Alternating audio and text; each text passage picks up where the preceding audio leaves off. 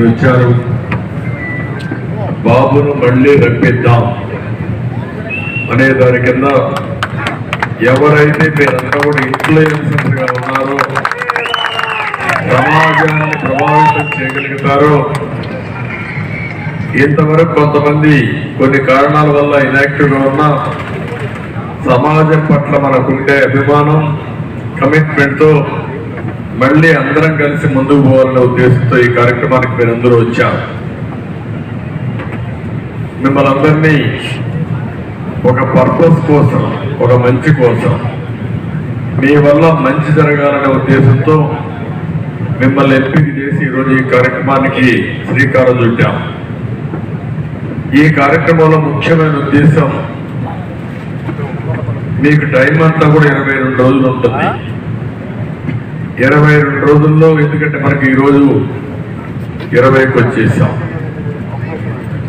రాబోయే 11వ తారీఖు ఎన్నికల క్యాంపెయిన్ పూర్తవుతుంది. ఆ రోజు కూడా మీకు ఉండేది ఈవినింగ్ 5 వరకే ఉంటుంది టైం కూడా. అదే సమయంలో 11, 12, 13 ప్రిపరేషన్కి వెళ్ళిపోతుంది. 13 1 డే ఉంటుంది పోలింగ్. కాబట్టి మీకు ఉండేది ఎగ్జాక్ట్ గా ఈ రోజు నుంచి 20 రోజుల సమయం. ఈ 20 రోజుల్లో మీరు ఎంతవరకు ప్రభావితం చేయగలుగుతాం అనేది చాలా ముఖ్యం. ఈరోజు మన వాళ్ళైతే ఒక బృహత్తరమైన కార్యక్రమం, ఓసారి అనుకుంటే ఇది సాధ్యం, అదే సమయంలో ఇది ఒక పెద్ద కార్యక్రమం కూడా.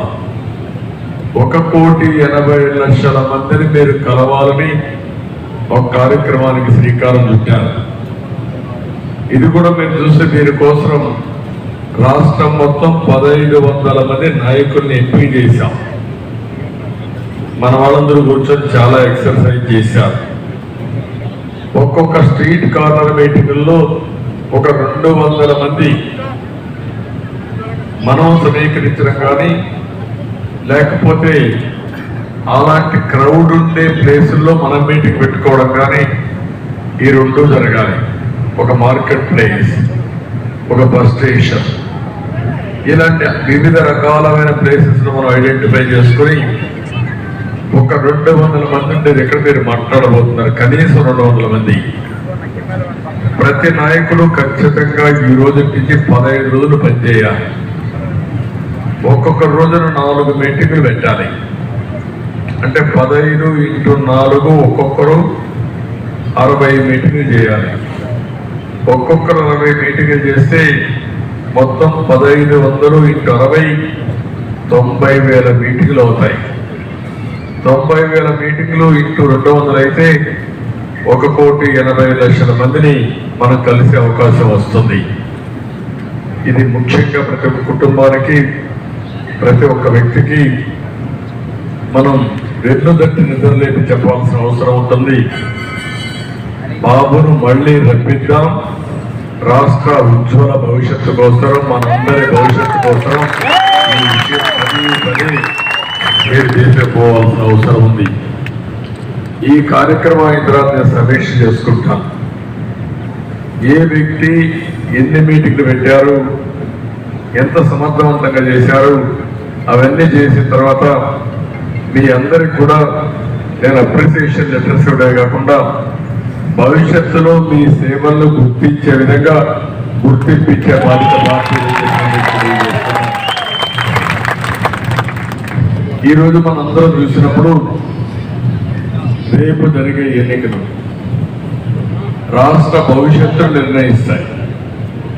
మీరందరూ మనందరూ ఒకటి గుర్తుపెట్టుకోవాల్సిన అవసరం ఉంది. ప్రతి ఒక్కరి భవిష్యత్తునే మార్చబోతున్నాయి. ఇంకొక పక్క మొన్న కూడా మేము పొత్తు పెట్టుకున్నామంటే చాలా స్పష్టంగా చెప్పాం, ప్రజలు గెలవాలి, రాష్ట్రం నిలబడాలి, అందుకనే ఈ పొత్తులు పెట్టుకోవడం జరిగిందని చాలా స్పష్టంగా చెప్పాం. ఈ విషయంలో మీరు ఒక్కసారి ఆలోచించినప్పుడు, పొత్తులు పెట్టుకున్నప్పుడు ఏదైతే జనసేన అధినేత పవన్ కళ్యాణ్ గారు మొట్టమొదటి నుంచి కూడా ఒకే మాట చెప్పాడు. ఈ విషయం మీ అందరూ అర్థం చేసుకోవాల్సిన అవసరం ఉంది. ఏదైతే వైఎస్ఆర్ కాంగ్రెస్ పార్టీ లేకుండా ఈ రాష్ట్రంలో చేయాలి. ఈ రాష్ట్రంలో వైఎస్ఆర్ కాంగ్రెస్ పార్టీ రహిత రాష్ట్రంగా తయారు చేయడానికి ఓట్లు ఏమాత్రం కూడా డివైడ్ కాకుండా ఉండాల్సిన అవసరం ఉంది. అందుకనే పొత్తులు అనివార్యమని చెప్పిన వ్యక్తి పవన్ కళ్యాణ్ గారు అని చెప్పి మీకు తెలియజేస్తున్న ఈ విషయం మనం చెప్పాలి.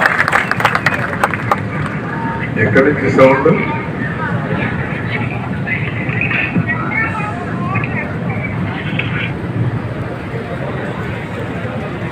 పైన వచ్చే కాలది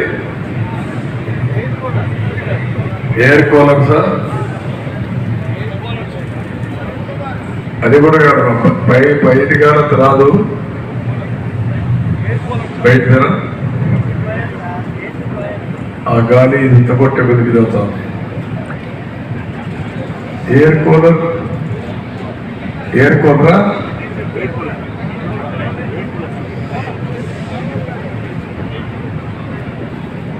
బయట గాలి కంటే ఈ సౌండ్ ఎక్కువ ఉంటుంది, అది ఎక్కువ ఉంటుంది. తీసుకొచ్చి పెట్టుకోవాలి అడగాల, మంచి మెషిన్ తీసుకొచ్చి పెట్టారు సౌండ్ కోసం, గాలి కోసరం కాదు.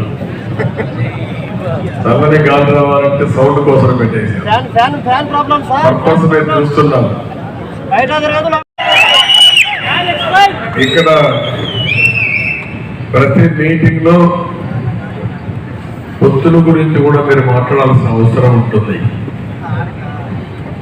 ఇంకొక పక్కన మీరు అందరూ గుర్తుపెట్టుకోవాల్సింది, మీలో కూడా లైన్మెంట్ కొన్ని గ్రూపులు తయారు చేసి చిరంజీవి గారికి చెప్తున్నా, బ్యాక్ అండ్ కూడా మీ కార్యక్రమాలు రూపొందించిన వారికి చెప్తాను. కొన్ని ఏదైతే వాట్సాప్ గ్రూపులు ఉంటాయి పెట్టి మీ అనుభవాలు అక్కడ వాళ్ళు అడిగే క్వశ్చన్స్ కానీ, మీరు చెప్పే సమాధానాలు కానీ, మీరు చెప్పినప్పుడు వచ్చే రియాక్షన్ కానీ మళ్ళీ మీరు చర్చించుకుంటే ఒక వాట్సాప్ గ్రూపుల్లో మీరు మాట్లాడుకోవడం, అదే సమయంలో అవసరమైతే ఇంటరాక్షన్ అది కూడా మీరు చేసుకుంటే మీకు ఒక అవగాహన పెరుగుతుంది. పదే ఒకే విషయం మనం గుర్తుపెట్టుకోవాలి. జగన్మోహన్ రెడ్డికి ఏమీ లేదు, చేసింది లేదు, చేయబోయేది లేదు, చెప్పేదానికి కూడా ఏమీ లేని వ్యక్తి. ఈ విషయం మీరు చూసుకోవాలి. ఎవరికైనా చేస్తే దాన్ని చెప్పుకుంటాం. ఎంతో పేరు నేను బటన్ నొక్కానంటే ఇప్పుడు ప్రజలు అడుగుతున్నారు, మా ముసలమ్మ కూడా బటన్ నొక్కుతుంది, దానికి నువ్వు కావాలని అడిగే పరిస్థితి వచ్చేసారు ఈరోజు. అంటే బటన్ నొక్కడం పెద్ద కష్టం కాదు. ఇటీవల ఒక 7 నిమిషాలు ఒక స్క్రిప్ట్ తీసుకొచ్చా. మీ అందరికి పెట్టారు లేదా తెలియదు కానీ అది పెట్టాల్సిన అవసరం ఉంది. చూసుంటే మీకు ఒక ఐడియా వస్తుంది. 7 నిమిషాలు ఒక ఇన్నోవేటివ్లో కూడా తీసా. ఒక షార్ట్ వీడియో తీసి అందరికి సర్క్యులేషన్ పెట్టారు. చాలా బాగా వచ్చింది అది. అందులో ఒకటే చేశారు. కడాన దాంట్లో ఏంటంటే 10 రూపాయలు ఇచ్చి 100 రూపాయలు దోపిడీ చేసి ప్రజల దగ్గర నుంచి 1000 రూపాయలు దొంగేసిన దొంగ జగన్మోహన్ రెడ్డి. అలాంటి వాడు మనకు కావాలని కాన్సెప్ట్ తీసుకున్నాను. ఆ కాన్సెప్ట్ కూడా ఇంట్రెస్టింగ్ గా ప్రజల సైకాలజీ ఎట్లుంటుందంటే, ఏదైతే ఒక క్యాషియర్ని బ్యాంక్ లో క్యాషియర్ తీసుకుని ఒక అతను చెప్పాలనుకున్నప్పుడు వాడికి చెప్పేదానికోసం ఎట్లా చెప్పాలని ఆలోచించి అతను చెప్పిన విధానం, అతనే బ్యాంకుకు పోయి ఒక 10 లక్షల రూపాయలు డ్రా చేసుకున్నాడు ఆయన డబ్బుల్ని. దివాకర్, క్యాషియర్ దివాకర్. ఎంతమంది చూశారు అది? అందరూ విన్నారు. అంటే అందరూ నుండి ఇంకా బాగుంది క్యాషియర్ దివాకర్ కథ. ఆ క్యాషియర్ దివాకర్ గాని మీరు అందరూ ఇంటే, ఇది కానీ ప్రజల్లోకి తీసుకుపోగలిగితే నేను ఇచ్చాను అంటున్నాడు. వీళ్ళ అబ్బుసం ఇచ్చాడా?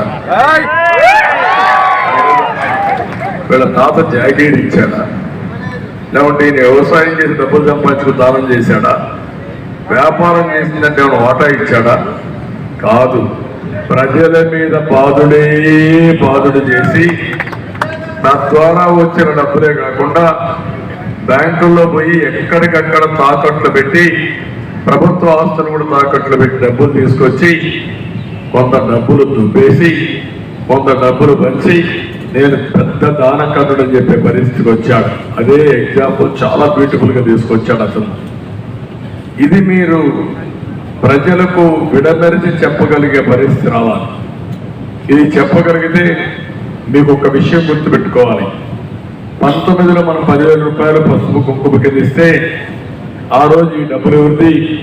మీరు కట్టిన పనులే, ఆ డబ్బులే ఇచ్చాడు తప్ప ఏది ఇచ్చింది ఏంటని చెప్పిన పెద్ద మనిషి ఇప్పుడు ఎంత రూపాయలు నేను బట్టలు నొక్కుతున్నా అని చెప్పే పరిస్థితికి వచ్చాడు. అందుకని నేను మిమ్మల్ని కోరేది ఏంటంటే విడమరిచి చెప్పాల్సిన అవసరం ఉంది. ప్రజలకు పదే అర్థమయ్యేట్టుగా మనం చెప్పాల్సిన అవసరం ఉంది. ఈరోజు మీరందరూ కూడా ఇతను చేసేది కూడా ఒక విషయం మీరు గుర్తుపెట్టుకోవాలి. నా జీవితంలో చాలా మంది ముఖ్యమంత్రులు చూశాను, చాలా రాజకీయ పార్టీలు చూశాను. ఇంత దుర్మార్గమైన ముఖ్యమంత్రిని నేను ఎప్పుడూ చూడలా. ఇతని ప్రవర్తన మీరు ఒక్కసారి అధ్యయనం చేసుకుంటే ప్రతి ఒక్కరికి చెప్పాల్సింది, ఒక నియంత కూడా ఈయన దగ్గర ఏమాత్రం కూడా సరితూగలేడు. అందుకే ఎక్కడ పోయినా సైకో అనే పరిస్థితికి వచ్చారు. సైకో అనేదానికి కూడా ఒక లాజిక్ ఉంది.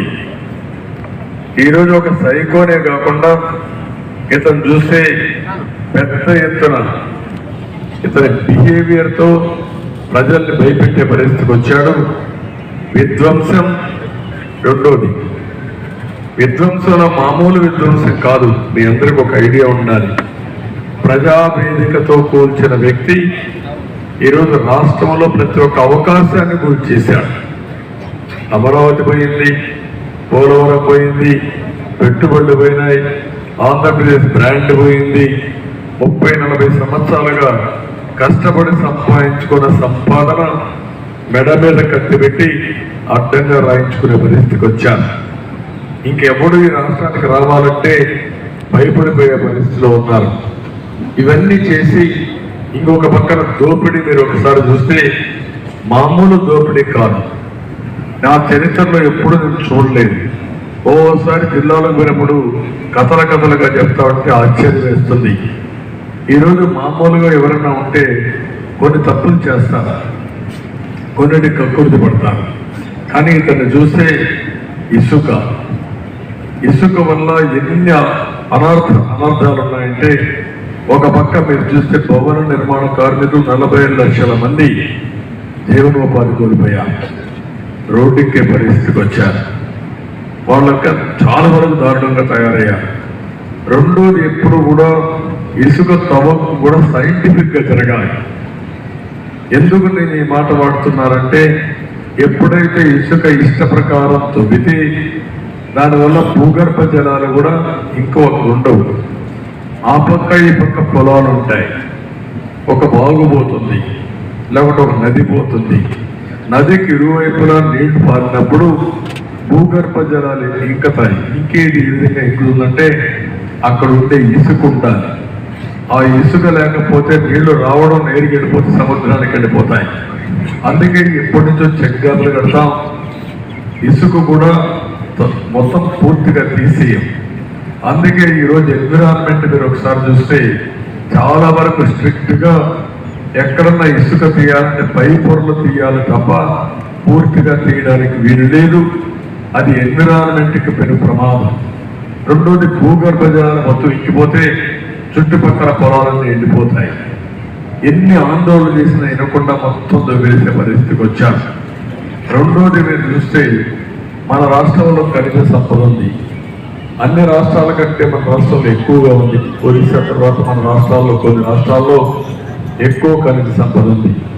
లైమ్ స్టోన్ ఉంది, బాక్సైట్ ఉంది, గ్రనైట్ ఉంది. ఇంకొక పక్కన మీరు చూస్తే లాటరైట్ ఉంది, సిలికా ఉంది, బీచ్ శాండ్ ఉంది. ఇవన్నీ కూడా కొన్ని వేల లక్షల కోట్ల రూపాయలు చేసే ప్రజల ఆస్తులు ఇవి. ఇవన్నీ ఏ విధంగా వచ్చాయి?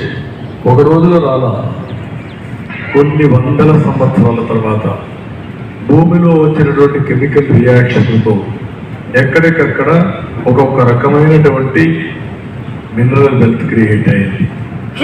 ఈరోజు మీరు చూస్తే మంగంపేట వెరైటీస్ మొత్తం వేశారు. ఇంకొక సంవత్సరంలో ఖాళీ అయిపోయింది. అదే మరి ఎప్పటి నుంచో మంగంపేట వెరైటీస్ దగ్గర నుండి దువి కొంత తక్కువ ఇది ఉండేది, అంటే ఆ వాల్యూ ఉండేటువంటి వెరైటీ వాల్యూ తక్కువ ఉంటుంది. అది మొత్తం గుట్టలు గుట్టలుగా అక్కడ తీసి పెడతారు. అది దానికి కూడా డిమాండ్ వచ్చింది. ఇప్పుడు ఆ డిమాండ్ వస్తే దాన్ని కూడా ఉట్టేశారు, అంటే భూమిలో ఉండేది ఉట్టేశారు, పైన ఉన్న మట్టి కూడా కరిగించేశారు, దాన్ని కూడా దొంగిలించిపోయే పరిస్థితికి వచ్చారు. నిన్నే నేను వెళ్ళాను సర్వే ప్లాన్. KGF1 KGF2 అంటే మనకు గుర్తొచ్చేది కోలార్ ఫీడ్స్ వస్తాయి. KGF3 అనగానే కాకాని గోవర్ధన్ రెడ్డి ఫీడ్ జ్ఞాపకం వస్తాం. అంటే ఎక్కడికి పోతున్నారు నాకైతే అర్థం కావడం లేదు. సిలికా ఉంది అక్కడ, సిలికాను మొత్తం ఊట్ చేశారు. 4,000 కోట్ల రూపాయలు ఒక సిలికాలో జరిగే పరిస్థితి వచ్చింది. నేను సత్యవేడికి వెళ్ళాను. సత్యవేడికి వెళ్తాడు ఒక మంత్రి. ప్రతిరోజు సత్యవేడి నియోజకవర్గం నుంచి 200 టిప్పర్లు తమిళనాడుకి వెళ్తున్నాయి. మట్టి, ఇసుక, గ్రావెల్ ఏది దొరికితే అది.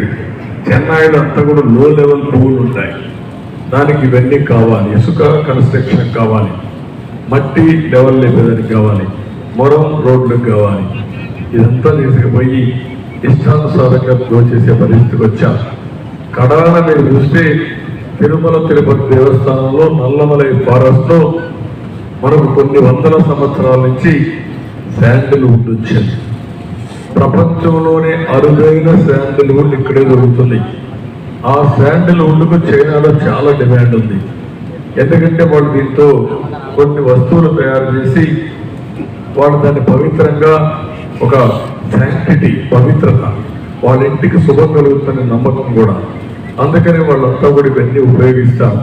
దీనికి విలువ బాగా పెరిగింది. నేనున్నప్పుడు దీనికి చాలా పకడ్బందీగా చేశారు. మీకు అందరికీ జ్ఞాపకం ఉంటుంది, ఆ రోజు పెద్ద గొడవ కూడా అయితే తమిళనాడు నుంచి కూలీలు వస్తే మన వాళ్ళు గట్టిగా ఉంటే కొంతమంది కూడా చనిపోయారు. కానీ నేను ఒక నమ్మాను.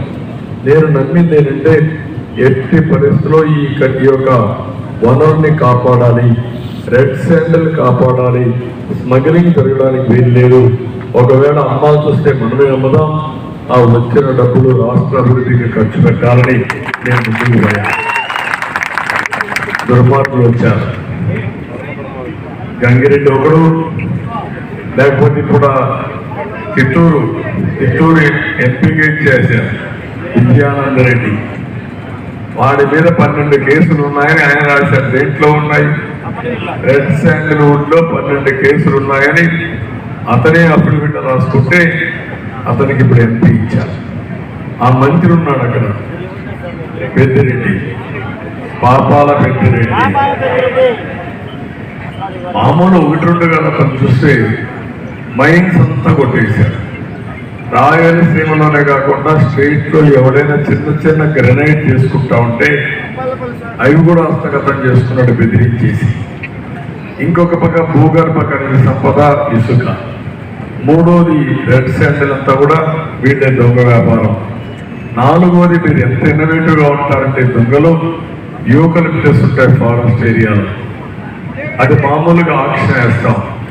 ఒక టన్ను 7,000 రూపాయలు చేస్తే దాన్ని 2,000-3,000 రూపాయలకి టెండర్ లేనికుండా చేసి వీళ్ళు కొట్టేసి అది కూడా చేసుకునే పరిస్థితికి వచ్చారు. ఈ ఆలోచన నీకు నాకు రావు, దొంగలకు తప్ప, నేరస్తులు తప్ప. వాళ్ళ జీవితం అంతా ఇదే పని. అంటే ఏది చేసినా వినూత్నంగా కడవాడ ఎవరు మాట్లాడలేకుండా చేసి ఇవన్నీ చేసే పరిస్థితికి వస్తున్నారు. నేను అందుకని మీ అందరికీ ఒకటే చెప్తున్నాను, నాలాంటి వాడికి అది న్యూస్ అక్కడికి పోయినప్పుడు సత్యవేడికి పోతే వాళ్ళు చెప్తున్నారు ఇక్కడంతా ఫారెస్ట్. సత్యవేడిలో ప్లెయిన్ ల్యాండ్ లో కూడా ఫారెస్ట్ ఉంటుంది. ఎప్పటి నుంచో కొన్ని వేల ఎకరాల్లో ఈ యొక్క యూకలిప్టస్ వేసాం. అది పలుపు పనికి వస్తుంది. దాన్ని ఈరోజు మీకు ఇష్ట ప్రకారం కొట్టేసే పరిస్థితికి వచ్చారు. నేను అందుకని మీకు చెప్తున్నానంటే ప్రజలకు అర్థమయ్యేట్టుగా చెప్పడం, పదే చెప్పడం, సరళమైన భాషలో చెప్పడం, మళ్ళీ వాళ్ళకు ఆలోచింపజేసే విధంగా, మీరు ట్రిగర్ చేసే విధంగా మీరు చెప్పాల్సిన అవసరం ఉంది. వాళ్ళ మనసులో ఉంటుంది ఏదో జరిగింది అని మనసులో ఉంది, కానీ ఏది జరిగింది అనేది వాళ్ళు ఇప్పుడు ఊహించుకోలేరు. ఎందుకంటే మనలాంటి వాడికి 24 గంటలు న్యూస్ పేపర్ చదివి నీలాంటి వాళ్ళతో మాట్లాడుతూ వివిధ ప్రాంతాల్లో తిరిగి అధ్యయనం చేసిన నాలాంటి వాడికే కొంత కమ్యూనికేషన్ గ్యాప్ ఉంటే మామూలు వ్యక్తులకి ఇవన్నీ పట్టమని చెప్పి కూడా నేను మీకు తెలియజేస్తున్నా. మీరు చెప్పగలిగితే, ఎందుకంటే ఎన్నికల్లో గెలిచేది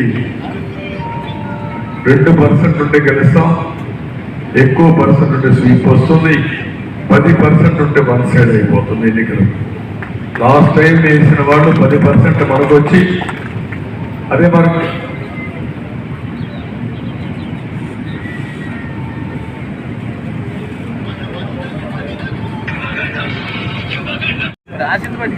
చెట్లు మొక్కలు నాటాలి. అశోకుడు చెట్లు నాటాడు, అది మన చరిత్రలో చదువుకుంటున్నాం. ఈరోజు మనం కూడా చెట్లు నాటాలి. చెట్లు నాటి భావితరాలు భవిష్యత్తు బాగుపడాలి. ఒక గర్వం. హైదరాబాద్ ఉంది, ఆ మహానగరంలో ఒకప్పుడు చెట్లు ఎక్కువ ఉండేది కాదు. నేను ముఖ్యమంత్రి అవుతానే ఆ సీజన్లో చెట్లు పెట్టడం మొదలుపెట్టి సామూహికంగా పెద్ద ఎత్తున చెట్లు పెట్టాం. ఒక్కొక్కసారి అయితే మీరు గుర్తుపెట్టుకోవాల్సింది, ఒకే రోజున 5 లక్షల చెట్లు ప్లాంటేషన్ చేసిన పార్టీ తెలుగుదేశం పార్టీ. దాంతో ఆగలా మనం. అది పెట్టి ఇంకొక పక్కన ఇప్పుడే తమ్ముడు చెప్పినట్టు అడవుల్లో టీటీడీ లాంటి అడవుల్లో మీరు తిరుమల దేవస్థానంలో కానీ బయట కానీ మామూలుగా విత్తనాలు తీసుకుపోయి దాన్ని నాటడానికి కూడా ఆధునికమైన పనిముట్లు ఒకగా గట్టిగా కానీ ఒక పోపు వేస్తే గడపర వారిగా అది మామూలుగా ఇది పెడితే దాంట్లో విత్తనం వేసి అక్కడికక్కడ వేసుకుంటూ పోతూ కొన్ని వేల ఎకరాల్లో కొన్ని లక్షల కోట్ల విత్తనాలు నాటిన పార్టీ తెలుగుదేశం పార్టీ.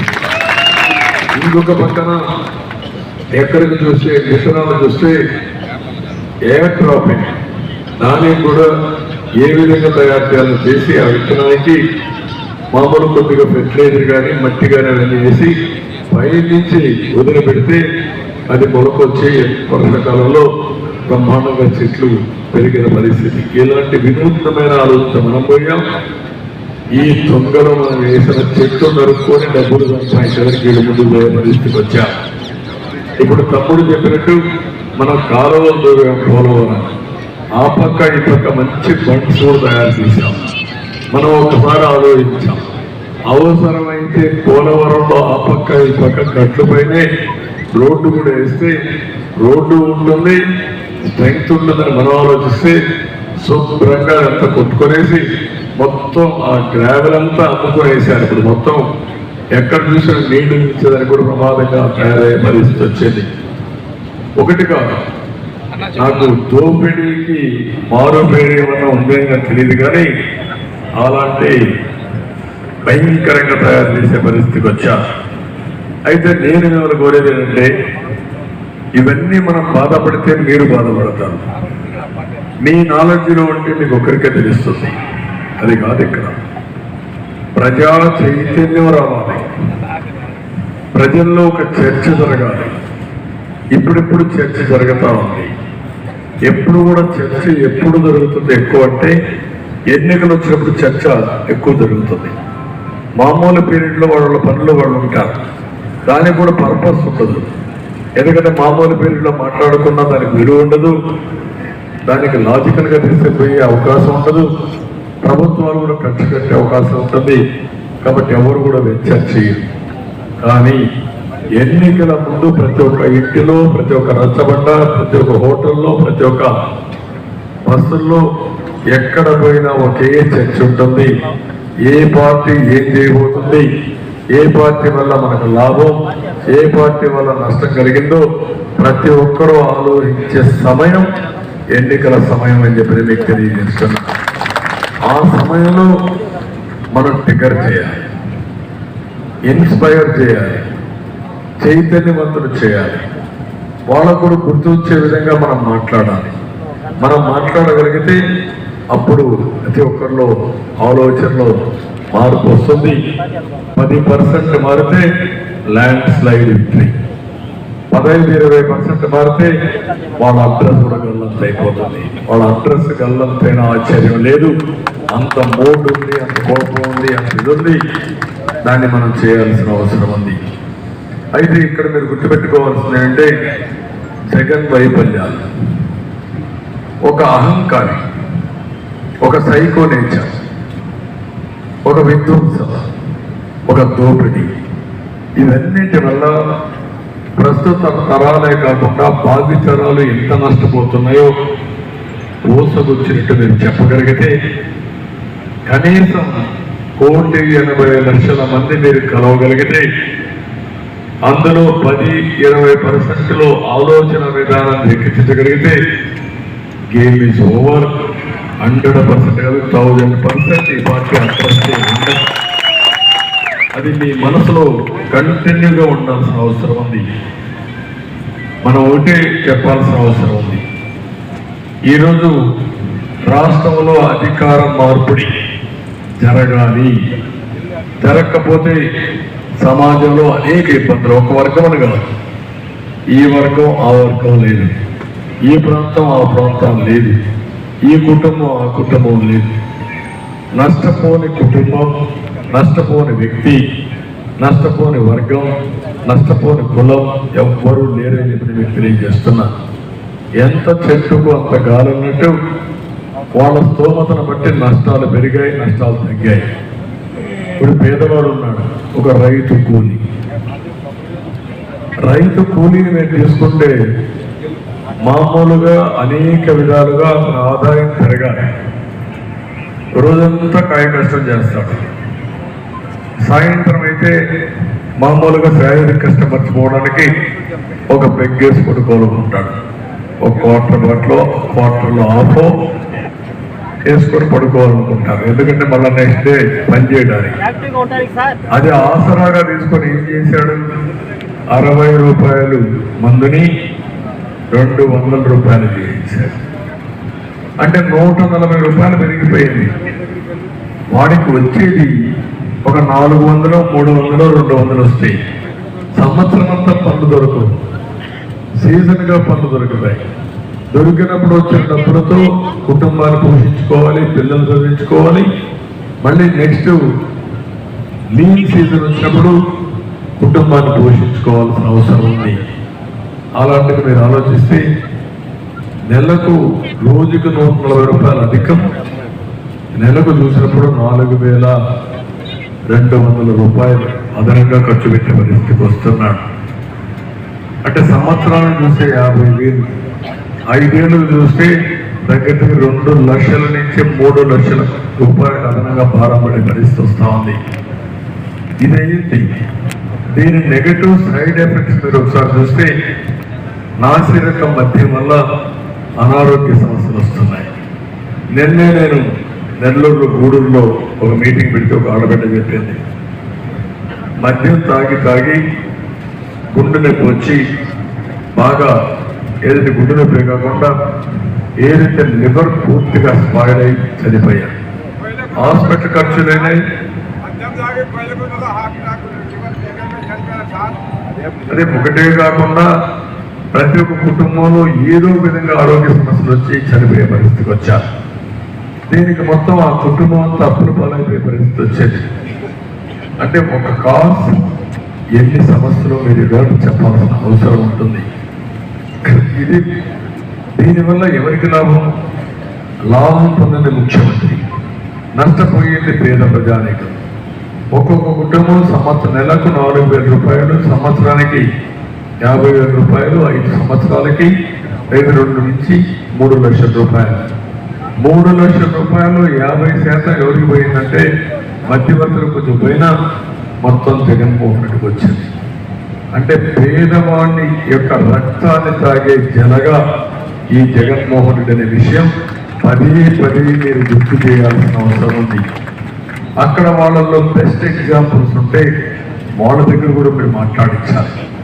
మాట్లాడిన తర్వాత అది ఒక టెస్టిమోనియల్గా ఉపయోగిస్తే అది కూడా మీరు చేసి రికార్డ్ చేసి పెట్టగలిగితే ఆ నియోజకవర్గానికి వెళ్తుంది, ఆ జిల్లాకి వెళ్తుంది. ఎక్కువ వస్తే రాష్ట్రం మొత్తం పెట్టగలిగితే బ్రహ్మాండమైన ఇంపాక్ట్ వస్తుంది.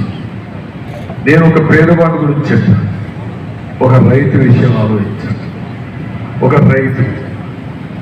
రైతు సుఖంగా ఉండాలంటే వ్యవసాయం లాభసాటిగా ఉండాలి. రైతు బాగుంటే దేశం బాగుంటుంది. రైతు బాగుంటే గ్రామాలు బాగుంటాయి. గ్రామాలు బాగుంటే గ్రామాల్లో ఉండే రైతులే కాకుండా రైతు కూలీలు అందరూ కూడా బాగుండే అవకాశం ఉంది. ఈరోజు ఏ గ్రామాలు చూసినా ఎవరైనా పిల్లలు మన వల్ల ఉద్యోగాలు అమెరికాలో ఆస్ట్రేలియా ఎక్కడ ఉద్యోగాలు చేస్తూ నెలకు 50,000 20,000 ఇంటికి పంపిస్తే తప్ప ఇంట్లో ఉండే కుటుంబ సభ్యులు గడవని పరిస్థితి వచ్చింది. రెండోది మీరు ఒకసారి ఆలోచిస్తే మన రాష్ట్రానికి 14-19 నేను ముఖ్యమంత్రిగా ఉన్నప్పుడు ఆ రోజు మీరు చూసినప్పుడు రుణమాఫీ 16,000 కోట్లు చేశాం. అది కాకుండా పంటలన్నిటి గిట్టుబాటు ధర ఇచ్చాం. అదే సమయంలో డ్రిప్ ఇరిగేషన్ ఇచ్చాం, స్ప్రింక్లర్ ఇచ్చాం, యాంత్రీకరణ పెట్టాం, సూక్ష్మ పోషకాలు ఇచ్చాం. కడాల 0 బడ్జెట్ నేషనల్ ఫార్మింగ్ కూడా శ్రీకారం చుట్టి ప్రపంచానికే నెంబర్ 1 ఆదర్శంగా తయారు చేయాలని ముందుకు పోయిన పార్టీ తెలుగుదేశం పార్టీ. ఆ 0 బడ్జెట్ ని నేషనల్ ఫార్మింగ్ గా వచ్చుంటే ఆరోగ్య సమస్యలు ఉండేవి కాదు. రెండోది మీరు చూస్తే ఖర్చులు కూడా తగ్గేవి. రెండో విషయం మీరు చూసినప్పుడు ఆంధ్రప్రదేశ్ రాష్ట్రాన్ని 2 ప్రాంతాల్లో ఆలోచించాం. కోస్ట్ ఆంధ్రప్రదేశ్లో అక్వాకల్చర్ ఫుడ్ హ్యాబిట్స్ మారాయి. ప్రజలంతా కూడా ఒకప్పుడు రైస్ తినేవాళ్ళు, ఒకప్పుడు రైస్ కూడా తినేవాళ్ళు కాదు, రాగులు సజ్జలు తినేవాళ్ళు. మన నాయకుడు ఎన్టీ రామారావు గారు వచ్చిన తర్వాత ఫస్ట్ టైం తెల్లన్నం అనే పరిస్థితి, అది కూడా రైస్తో. చిన్నప్పుడు మా ఊర్లో చూసేవాడిని, ఏ ఊర్లో ఒకటో 2 కుటుంబాలు ఈ యొక్క అన్నం తినేవాళ్ళు, ఇక్కడ అందరూ కూడా సంగటి తినేవాళ్ళు. రాగి సంగటి, జొన్న సంగటి, సద్ద సంగటి ఇవే తినేవాళ్ళు. దానివల్ల ఆరోగ్యం కూడా బాగుండేది. ఇప్పుడు రైస్ వచ్చిన తర్వాత ఆరోగ్యం పోయింది, అందరికీ బీపీ షుగర్ వచ్చింది. ఇప్పుడు మళ్ళీ మా మనుషుల అలవాట్లు మార్చేశారు. ఇప్పుడు ఎక్కువ ప్రోటీన్ తినే పరిస్థితికి వచ్చారు. ప్రోటీన్ ఎక్కడ దొరుకుతుందంటే ఎగ్లో దొరుకుతుంది, ప్రోటీన్ ఎక్కడ దొరుకుతుందంటే ఫిష్లో దొరికే పరిస్థితి వస్తుంది, ఫ్యాట్ కూడా ఉండదు. కాబట్టి మనం అందరం ఆలోచించినప్పుడు అక్వా కల్చర్కి ప్రాధాన్యత ఇస్తే ప్రపంచం మొత్తం కాంకర్ చేయించిన ఉద్దేశంతో 35% సంవత్సరం అక్వాను పెంచిన పార్టీ తెలుగుదేశం పార్టీ. దీనివల్ల రైతులకు చెల్లు పండించే పరిస్థితికి వచ్చారు. ప్రపంచంలో ఆంధ్రప్రదేశ్ అంటే ఒక గుర్తింపు వచ్చింది. రెండో పక్కన మీరు ఒకసారి ఆలోచిస్తే రాయలసీమ హార్టికల్చర్కి వెళ్ళాం. తక్కువ నీళ్లు ఎక్కువ ఆదాయం, దీనికి కావాల్సిన డ్రిప్ ఇరిగేషన్.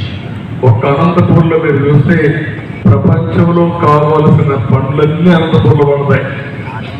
అంటే మీరు గుర్తుపెట్టుకోవాల్సింది కరువు సీమలో సిరులు పండించే హార్టికల్చర్ పంటల్ని మనం తీసుకొచ్చామంటే అది మనకు దూరదృష్టి. నీళ్లు తీసుకొచ్చాం. 1 ఎకరాకు వాడే నీళ్లు మైక్రో ఇరిగేషన్ ద్వారా 2.5-3 ఎకరాలకు ఇచ్చే పరిస్థితి తీసుకొచ్చాం. దీనివల్ల పంటకుంటుంది. దీంట్లో ఏంటంటే అక్కడ 1 ఎకరాలు 2 లక్షలు, 3 లక్షలు, 4 లక్షలు సంపాదించే పరిస్థితికి వచ్చాం. ఎవరైతే ఐటీ ప్రొఫెషనల్స్ కూడా ఆ ఉద్యోగం వదులుకొని ఊరికొచ్చి వ్యవసాయం చేసే పరిస్థితికి వచ్చారు. ఇప్పుడు మళ్ళా మొదటికి వచ్చింది. అంటే మీకు ఎందుకు ఎగ్జాంపుల్ చెప్పానంటే పామాయిల్ తెచ్చిన పార్టీ తెలుగుదేశం పార్టీ. ఎన్టీ రామారావు గారు ముఖ్యమంత్రిగా ఉన్నప్పుడు మలేషియా నుంచి పామాయిల్ తీసుకొచ్చాం. ఇప్పుడు కూడా దేశంలో నెంబర్ 1 పామాయిల్ ఎక్కడ ఉందంటే మన యొక్క ఆంధ్రప్రదేశ్ లో తెలుగు రాష్ట్రాల్లో ఉంది. అది దూరదృష్టి. అంటే ఇది చెప్పినప్పుడు ఇంకా మనం ఒకటి ఆలోచించాం. ఏదైతే వాణిజ్య పంటలకు ఎక్కువ పోవాలి, వాణిజ్య పంటలు ఎక్కువ పోతే లాభాలు ఎక్కువ వస్తాయి. కూరగాయలు పండిస్తే వస్తాయి, పశువు పండిస్తే వస్తాయి. ఇవన్నీ చేయాలని చెప్పి అనుకుంటే మొత్తం మోసం చేసే పరిస్థితికి వచ్చాం. మనం అన్నంగా 14% గ్రోత్ రేట్. ఈ విషయం మీరు గుర్తుపెట్టుకోవాలి. 5 సంవత్సరాల్లో ఆవరేజ్ వ్యవసాయంలో 14% గ్రోత్ రేట్ సాధించిన ఏకైక రాష్ట్రం భారతదేశంలో వచ్చిన తర్వాత ఆంధ్రప్రదేశ్ రాష్ట్రం. అది తెలుగుదేశం పార్టీ పాలన. అదే సమయంలో నదుల అనుసంధానానికి ముందుకు పోయాం. పట్టిసీమ పూర్తి చేశాం. ఒక సంవత్సరంలో 120 టీఎంసీ నీళ్లు గోదావరి నీళ్లు కృష్ణా డెల్టాకి ఇచ్చి, ఇక్కడ వాడే నీళ్లు రాయలసీమకు పంపించి రాయలసీమలో హార్టికల్చర్ అభివృద్ధి చేశాం. మనం ఉంటే పోలవరం పూర్తయ్యేది, నదుల అనుసంధానం జరిగేది, ప్రతి ఒక్క ఎకరాకు నీళ్ళు ఇచ్చేవాడు. ప్రతి ఎకరాకు నీళ్ళు ఇస్తే పెద్ద పెద్ద ఇండస్ట్రీస్ వచ్చేటివి, ఆ ప్రాంతంలో సంపద వచ్చేది, అభివృద్ధి జరిగేది. ఈ విషయాన్ని నేను చెప్పడంలో మనం 68,000 కోట్ల రూపాయలు ఖర్చు పెట్టాం ఇరిగేషన్ మీద. ఈ ప్రభుత్వం వచ్చిన తర్వాత దాంట్లో 1/4 కూడా ఖర్చు పెట్టలేదు, 15,000 కోట్లు కూడా ఖర్చు పెట్టలేని పరిస్థితి ఉంది.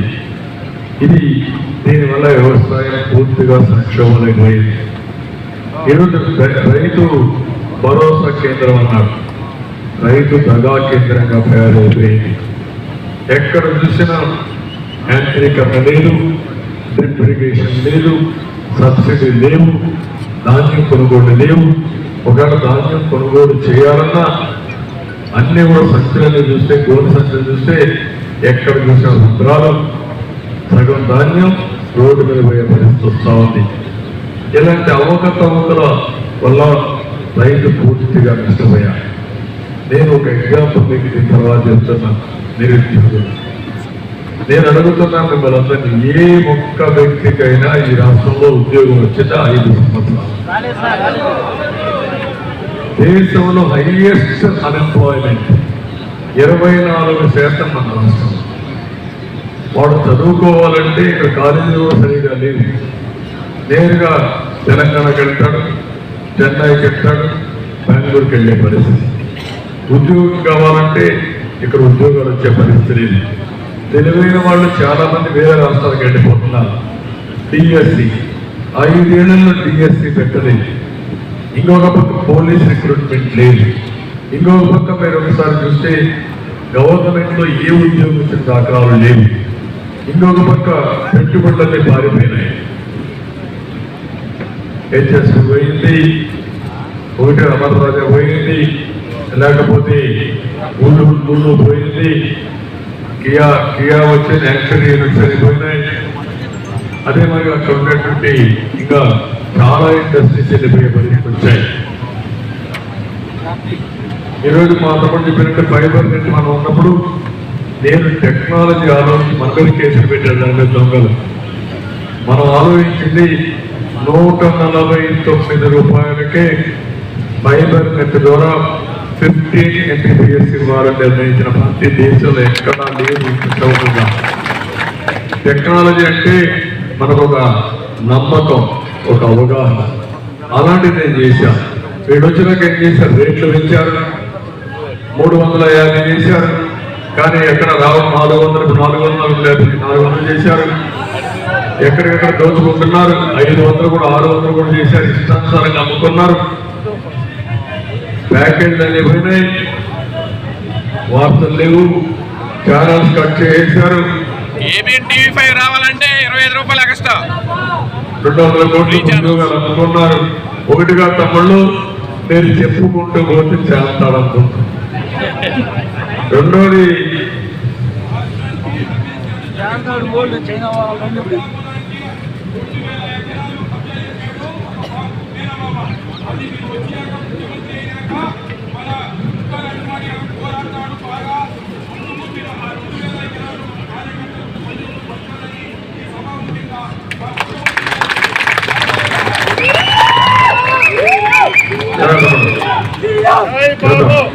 ఇప్పుడు మనం ఇచ్చిన హామీ మీరు చూస్తే ఫస్ట్ సంతకం మెగా డిఎస్సి పైన పెడతామని. రెండోది 5 సంవత్సరాల్లో 20 లక్షల ఉద్యోగాలు, సంవత్సరానికి 4 లక్షల ఉద్యోగాలు ఇప్పిస్తాం. మనం వస్తే పెట్టుబడులు వస్తాయి, మనం వస్తే ఉద్యోగాలు వస్తాయి. అవసరమైతే ప్రతి ఒక్క నియోజకవర్గంలో స్కిల్ డెవలప్మెంట్ సెంటర్ పెట్టి స్కిల్ మీద స్కిల్ గణన చేసి, అంటే ఎన్యూమరేషన్ చేసి, ఎవరికి ఏ పని కావాలి వాళ్ళ క్యారియర్ కోసం మనం ఛాయిస్ ఇచ్చి వాళ్ళకి అలాంటి స్కిల్స్ డెవలప్ చేసి వాళ్ళ ఫ్యూచర్ని బంగారు భవిష్యత్తు చేసే విధంగా మనం రూపకల్పన చేస్తాం. ఎందుకంటే ప్రతి ఒక్క వ్యక్తికి మీరు గుర్తుపెట్టుకోవాలి, జీవితంలో కీలకమైన దశ ఉంటుంది. ఎందుకంటే ఒక వ్యక్తి డాక్టర్ కావాలనుకుంటాడు, ఒక వ్యక్తి ఐఏఎస్ కావాలనుకుంటాడు, ఒక వ్యక్తి ఐటీ కావాలనుకుంటాడు. ఆ సమయంలో అతనికి గైడ్ చేసేవాళ్ళు ఉంటే సరైన నిర్ణయం తీసుకుంటారు. ఈరోజు చాలా మంది చదువుకుంటున్నారు, చదువుకున్నాక మినిమం స్కిల్స్ లేకుండా దానివల్ల చాలా ఇబ్బంది పడుతున్నారు. ఒక చిన్న ఎగ్జాంపుల్ గుర్తుపెట్టుకోండి. ఒక వ్యక్తి ఇంటర్మీడియట్ 10th క్లాస్ పాస్ అవుతాడు. ఇంటర్మీడియట్ పాస్ అయిన వ్యక్తి ఊర్లో ఉంటే కూలి చేసి ఎంత వస్తుంది? 150 రూపాయలు వస్తుంది. దానికంటే ఎక్కువ ఇస్తారు కూలి చేసుకుంటే, లేకపోతే 200 రూపాయలు వస్తుంది. ఆ వ్యక్తి కొంచెం ఇంగ్లీష్ నేర్చుకొని, కొంచెం బాడీ లాంగ్వేజ్ మార్చుకొని నేర్చుకొని 5 స్టార్ హోటల్కి పోతే 40,000 రూపాయలు జీతం వస్తుంది. అదే వ్యక్తి, అదే మనిషి, ఏం మార్పు వచ్చేది?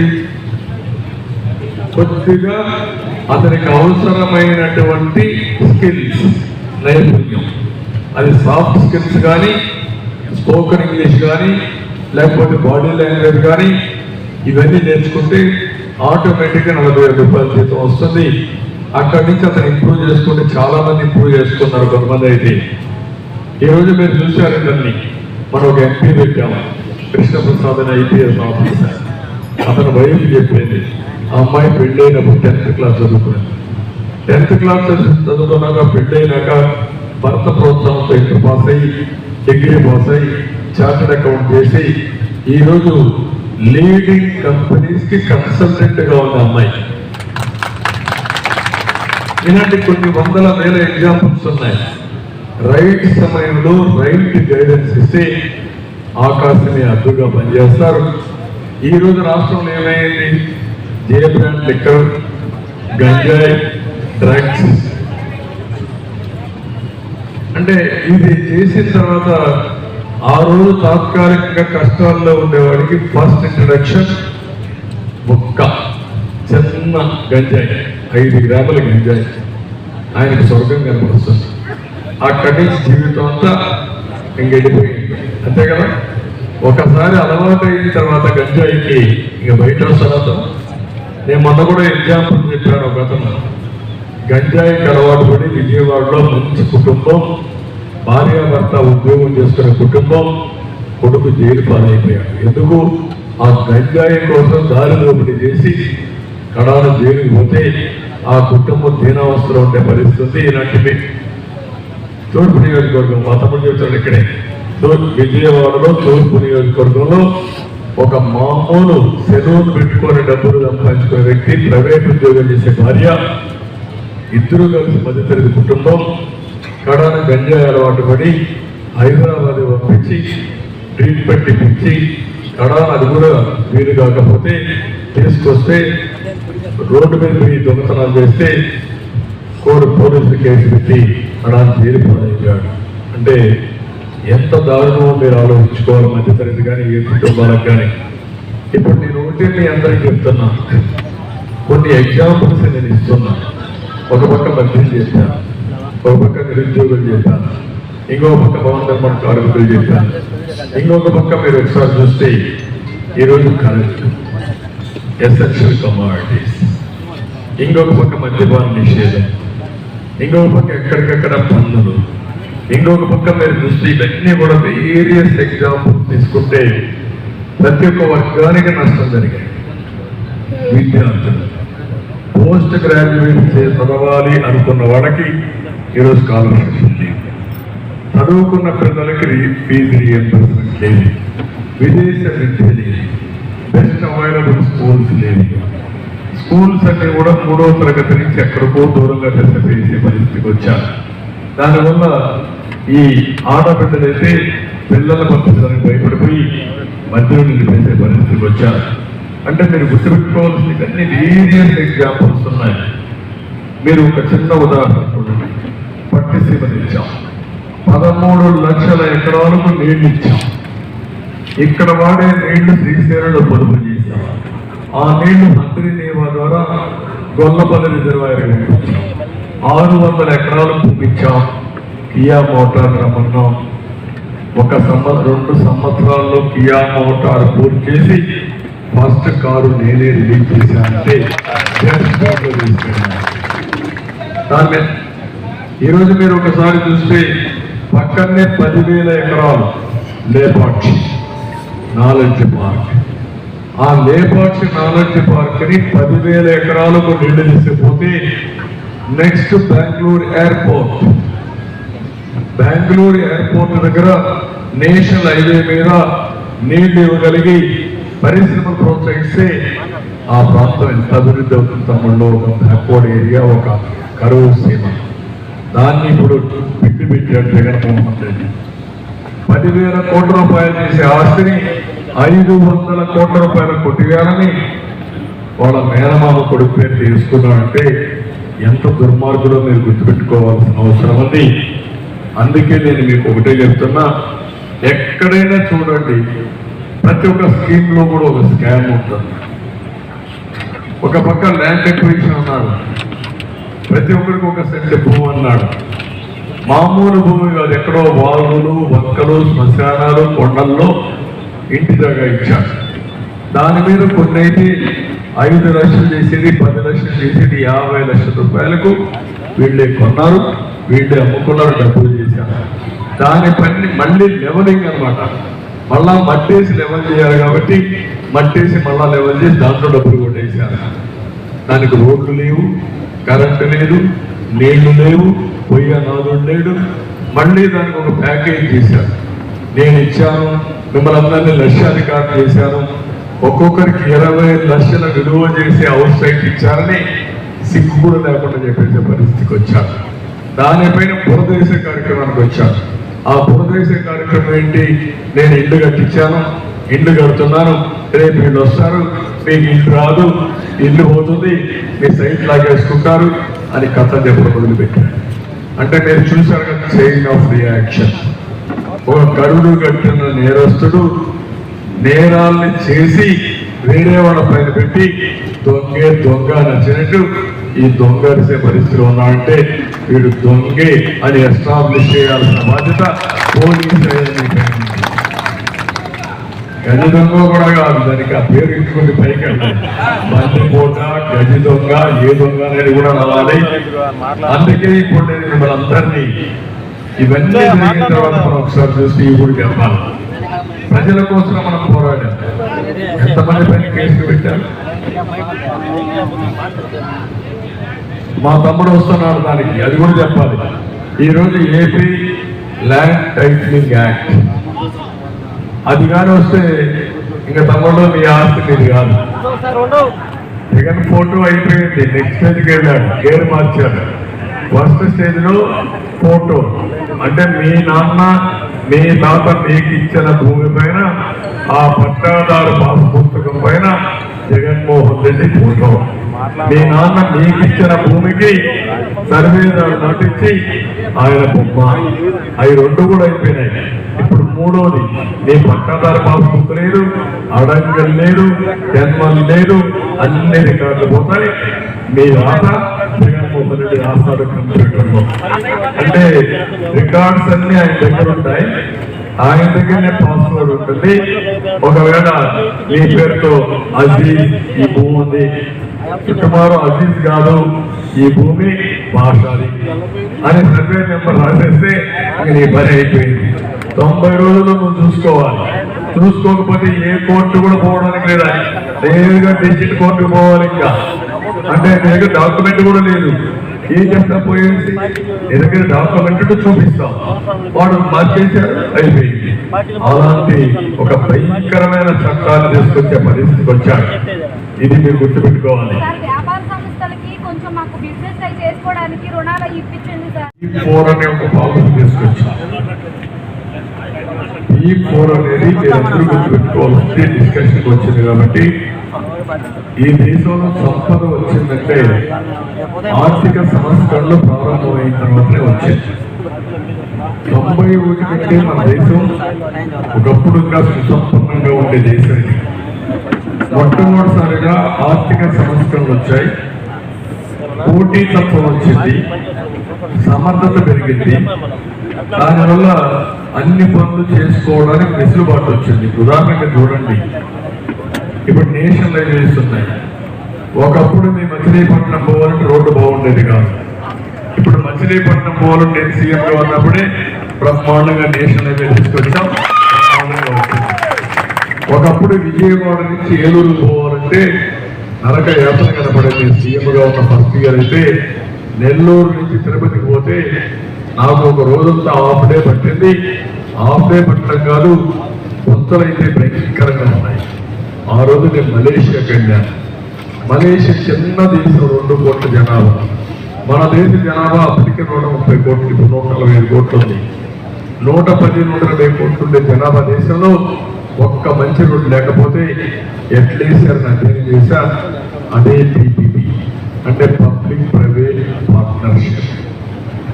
వచ్చి నేను ప్రధానమంత్రి గారికి చెప్పి ఒకటి అడిగా, ఇలాంటి రోడ్లుగా డబ్బులు ఎక్కడ ఉన్నాయంటే ఈ బడ్జెట్ సరిపోతుంది, అలాంటి రోడ్లు ఏదైనా సాధ్యం అవుతుంది, ప్రజలే టోల్ కడతారు, మనం కట్టాల్సిన అవసరం లేదు, వాళ్ళకు రుణాలు ఇప్పిస్తామని చెప్పి ఫస్ట్ టైం నేను ఆ రోజు ఫస్ట్ టైం చూస్తే ఆ రోడ్డు శాంక్షన్ చేపిస్తే మొదటి రోడ్డు నెల్లూరు చెన్నై వేపించి ఆ తర్వాత దేశం అంతా కూడా గోల్డెన్ వాటర్ ల్యాండ్ రోడ్డు వచ్చింది. జిల్లా హెడ్ క్వార్టర్స్ రోడ్డు వచ్చేసాయి.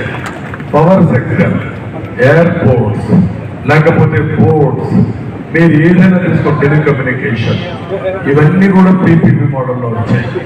పీపీపీ మోడల్లో వచ్చి డబ్బులు కొడతలేదు, సంపద సృష్టించాం. ఇప్పుడు నేను ఆలోచించే మోడల్ పీపీపీ మోడల్లో కోటీసులు వచ్చారు, లక్షల కోట్లు వచ్చాయి. అదాని, అంబానీలు, కొంతమందికి సంపద మొత్తం పరిమితం అయిపోతా ఉంది.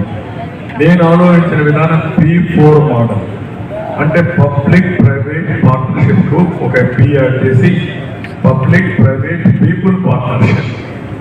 ప్రజలే ఆస్తి, భూమి ఆస్తి కాదు, డబ్బుల ఆస్తి కాదు, ప్రజల్నే ఆస్తిగా పరిగణించి మన పిల్లల్ని బాగా చదివించి మీలో కూడా స్కిల్స్ నేర్పించి డబ్బులు సంపాదించే మార్గం నేర్పించగలిగితే ధీరుభాయ్ అంబానీ ఇంటర్మీడియట్. ఆ విషయం మీరు గుర్తుపెట్టుకోవాలి. పెద్ద చదువుకోవాలి. చాలా మంది చదువుతో కాదు, కామన్ సెన్స్ తో పనికి వస్తున్నారు. నేనదే ఆలోచిస్తున్నా. ఇప్పుడు కేంద్రం కూడా ఒక మాట చెప్పారు, భవిష్యత్తులో ఏదైతే ఆడబిడ్డల్ని లక్షాధికారులు చేస్తామంటున్నారు, నా ఆలోచన కూడా అదే. సామాన్య ప్రజల్ని లక్షాధికారులు చేయడానికి నేను ముందుంటా. తీసుకొస్తా. ఇక్కడ కూడా మెంటరింగ్ పెట్టాను. దానికి ఏమన్నానంటే అన్నమాట, టాప్ లో ఉండే 20% మీకు సమాజం వల్ల పైకి వచ్చా, అవకాశాల వల్ల పైకి వచ్చా, దీనివల్ల మీ ఆదాయాలు పెరిగాయి, మీరు సుఖంగా ఉన్నారు, మీకు ఒక సామాజిక బాధ్యత ఉంది, జన్మభూమి యొక్క స్ఫూర్తి ఉండాల్సిన అవసరం ఉంది. కాబట్టి బాటంలో ఉండే 30 మందిని మీరు దత్తత తీసుకోండి, అడాప్షన్ చేసుకోండి, మెంటరింగ్ చేయండి. 1 సంవత్సరం, 5 సంవత్సరాలు, 10 సంవత్సరాలు మీరు చేసి వాళ్ళ ఈ కుటుంబాన్ని మీరు మెంటర్ చేసి మీతో సమానంగా కాకపోయినా మీ తర్వాత వాళ్ళు పైకి వచ్చేట్టుగా చేయాలి. నా కార్యక్రమం తప్పకుండా నేను ఒకటే చెప్తున్నా, పేదరిక నిర్మూలన నా జీవిత ఆశయం. జీరో పావర్టీ నా లైఫ్ అది సాధ్యం చేపిద్దాం. సార్ మీరు ఉన్నప్పుడు విదేశం ఇచ్చే వదిలేండి సార్. మాకు 10 లక్షలు ఫ్లైట్ టికెట్ అందరూ పడ్డాయి. మళ్ళీ జగన్మోహన్ రెడ్డి వచ్చాక ఆపేశాడు. అమెరికాలో ఉద్యోగాలు లేక చాలా ఇబ్బందులు పడుతున్నారు. మీరు వచ్చినాక సెలెక్ట్ అయ్యి ఉన్నాయి సార్, అవి వదులుతారని ఆశిస్తున్నాం సార్. ఓకే, అన్నింటికి ఏంటంటే ఫ్లైట్ టికెట్ భోజనాలు పెట్టారు, మాకు ఇచ్చేవాళ్ళు భోజనాలు పెట్టి ఫ్లైట్ టికెట్ పడింది 10 లక్షలు పడ్డాయి. ఆయన వచ్చాక మాకు అన్ని ఇచ్చాం. మీరు కూడా ఏమైందంటే నేను అన్ని చేస్తే మీరు ఏమనుకున్నారంటే తల మీద చెయ్యి పెట్టి నిమిరి, బుగ్గలు నిమిరి, ముద్దులు పెట్టి ఐదు మరియు కలిసి కలిగిపోయి ఓట్లన్నీ వేశారు. ఇప్పుడు మీరందరూ కూడా బాధపడుతున్నాం. పిడిగుద్దులే గుద్దులు, బాధుడే బాధుడు. ఇప్పుడు ఒకటే నేను మిమ్మల్ని కొడుతున్నా, నేను చెప్పింది మీ అందరికి అర్థమైందా? ఇప్పుడు నాకంటే సబ్జెక్టులు చాలా బాగున్నాయి. మీ దగ్గర చూస్తూ ఉంటే మీకు ప్రాక్టికల్ గా సబ్జెక్ట్స్ ఉన్నాయి. I really appreciate you. మీరు ప్రతి ఒక్కరి దగ్గర ఒక బెస్ట్ ప్రాక్టీస్ కింద నాలెడ్జ్ కింద ఏదండి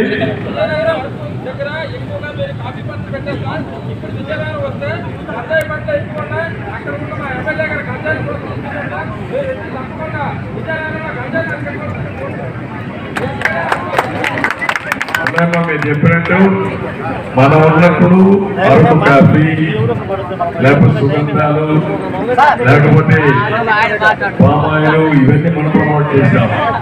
ఆయన ఇప్పుడు వచ్చిన తర్వాత లాభసాటి పండుగ గంజాయి తయారు చేశాం. మొదలెట్టేసాయి సార్ అనబాక చెప్పేయి. వాణిజ్య పండుగ గంజాయి తయారు చేశాడు. ఆ గంజాయి పంట తప్ప ఇది కూడా లాభసాటి గంజాయి.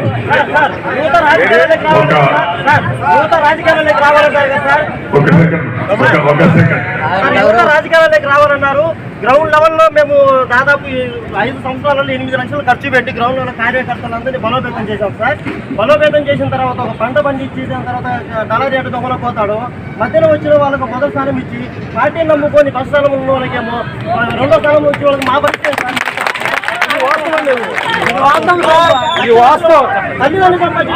పార్టీకి మేము నమ్ముకొని 30 సంవత్సరాలు సార్ 5 లక్షల రూపాయలు అవసరాలు ఖర్చు పెట్టాం. మొత్తం మా బావ సార్ ఇతను కొమ్మరి క్యాస్ట్ అబ్బాయి దాదాపు 8 లక్షలు ఖర్చు పెట్టి వాళ్ళకి పార్టీని పొలం వెనక పెట్టారు సార్. మంచి మీరు స్పష్టమైన హామీ ప్రతి నియోజకవర్గంలో ఇదే పరిస్థితి సార్.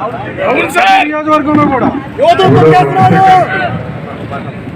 ఇప్పుడు మనం గుర్తుపెట్టుకోవాల్సింది మనం అధికారంలో ఉన్నప్పుడు 24 గంటలు నేనే ముఖ్యమంత్రిగా ఉండి తెలంగాణ రాష్ట్రం అభివృద్ధి అయ్యింది.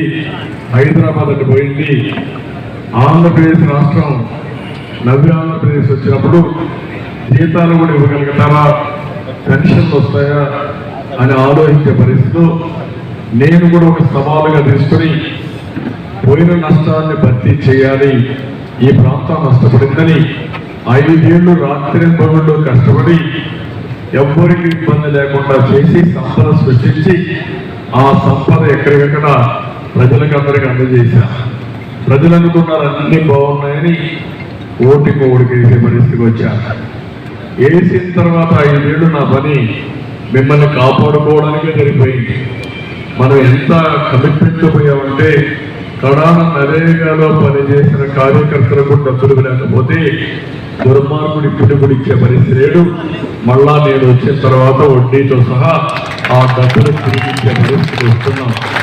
ఇదే కాకుండా మీరు గుర్తుపెట్టుకోవాల్సింది ఇంకా అనేక సమస్యలు వస్తే శనివారం అయితే ప్రొక్లైన్ వచ్చేది. ఏ బిల్డింగ్ కొట్టేస్తారో మనకు అవగాహన ఉండేది కాదు. అదంతా మేలుకురాడు.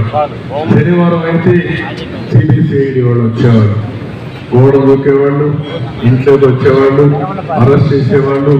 అరెస్ట్ చేసిన తర్వాత 3 నెలలు 2 నెలలు మనకు బెయిల్ రాకుండా అవస్థపడేవాళ్ళు. ఇవన్నీ కాపాడుకుంటూ ఈరోజు నిలదొక్కునే పరిస్థితికి వచ్చాం. మామూలు వ్యక్తులైతే నిల్చునే పరిస్థితి కూడా లేదు. ఎప్పుడు కూలిపోయేవాళ్ళు. ఆ కూలిపోకుండా నిలబడడానికి పడిన శ్రమ నా జీవితంలో 45 సంవత్సరాలుగా ఎప్పుడూ చూడనటువంటి శ్రమ కానీ శారీరకంగా కానీ మానసికంగా కానీ నిలబడ్డాం. ఇప్పుడు మనందరి మీద ఒక పవిత్రమైన గురుతర బాధ్యత ఉంది. ఆ బాధ్యత మీరు ఒక్కసారి గుర్తుపెట్టుకోవాల్సింది ప్రజలు గెలవాలి, రాష్ట్రం నిలబడాలి, కార్యకర్తలకు న్యాయం జరగాలి. అది ఈరోజు బాధ్యత. అది జరగకపోతే ఈరోజు ఎన్ని మాట్లాడినా తీరి అవుతుంది. ఈరోజు మీరు ఒకటే విషయం గుర్తుపెట్టుకోవాలి. మిమ్మల్ని ఒక గురుతరమైన బాధ్యత అప్పచెప్పడానికి ఇక్కడ పిలిచాం. ఇప్పుడు మీకు అందరికీ ఒకటి కోరుకుంది. ఇప్పుడు మీరందరూ ఏమనుకుంటున్నారంటే ఫోటోలు తీసుకోవాలి. ఇప్పుడు సాధ్యమవుతాయి ఫోటోలు. ఎందుకంటే నేను ఈరోజు మార్నింగ్ 4:30కి సాయంత్రం 4:30 బయలుదేరి హైదరాబాద్ మీటింగ్ ఉంది. వీళ్ళందరితో మాట్లాడి సమాయత్తం చేయడానికే నాకు అది సరిపోయింది. మీ మీటింగ్ ఉంది, మిమ్మల్ని పిలిచాం. నేను క్యాన్సిల్ చేస్తే మీరు డిసప్పాయింట్ అయిపోతారు. ఇప్పుడు నేను దాన్ని పోస్ట్ పోన్ చేసుకొని మళ్ళా ఇప్పుడు బయలుదేరి హైదరాబాద్ పోవాలి. ఎందుకు ఇవన్నీ చెప్తున్నానంటే ఏ సమయంలో ఏ పని చేయాలో ఆ పని చేయకపోతే మనం నష్టపోతాం, మిస్ అయిపోతాం. కాబట్టి మనందరి టార్గెట్ ఏంటంటే అందరూ నేను చెప్పితే వినాలని కాకుండా ఈరోజు ఒక మెకానిజం కూడా మేము ఎస్టాబ్లిష్ చేస్తున్నాం, డేటా కూడా కలెక్ట్ చేస్తున్నాం. కనీసం రాబోయే రోజుల్లో ఎక్కడా ఏ తప్పు జరగకుండా ఇప్పుడు 1500 మంది నిర్వహించాం. మీరు రేపటి నుంచి వెళ్తున్నారు, మీ రికార్డు అంతా ఎస్టాబ్లిష్ చేస్తాం. మీరు చాలా మంది పార్టీకి దొరికే చాలా కష్టపడ్డారు, చాలా నష్టపోయారు, ఆర్థికంగా కూడా చాలా వరకు త్యాగాలు చేశారు. అవన్నీ గుర్తుపెట్టుకొని రేపు నాకు వచ్చే అవకాశంతో ఎవరైతే ఎక్కువ నష్టపోయారో, ఎవరైతే ఎక్కువ పార్టీ కోసం కష్టపడ్డారో, త్యాగాలు చేశారో వాళ్ళు ఆదుకునే బాధ్యత మాదని జరగాలంటే మనం గెలవాలి. మనం గెలవకుండా మనం మాట్లాడితే నేను మీకు తీరి మాట్లాడినట్టు అవుతుంది. కాబట్టి మీ ధ్యేయం 22 రోజులు కళ్ళు తెరిసినా కళ్ళు మూసినా ఒకటే జ్ఞాపకం. ప్రజల్ని ఏ విధంగా కన్విన్స్ చేస్తారు, ప్రజా చైతన్యం వెంటనేస్తారో మీరు ఆలోచించండి. అది తీసుకొచ్చే బాధ్యత మీది, మిమ్మల్ని ఆదుకునే బాధ్యత నాది. జై